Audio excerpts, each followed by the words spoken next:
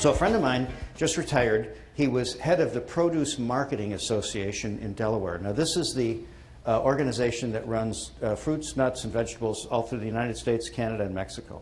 When spinach had a problem, Brian was the one that got the phone call. Okay? So Brian looks like this. Did you ever see that painting, American Gothic, with the farmer and his daughter looking straight ahead at the painter?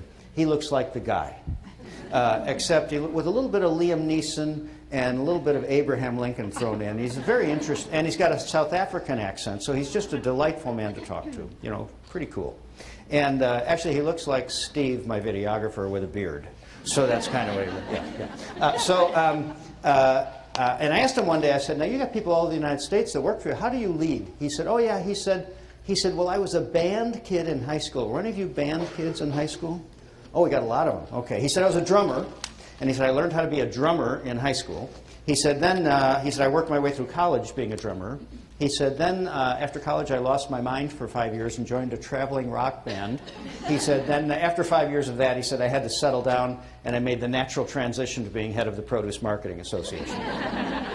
He said, now those of you that were in band, check me out on this. He said, when you're a drummer in a rock band, he said, you're laying down the beat, and everybody's listening to you. He said, when you're a drummer in a jazz band, you're listening to everybody else.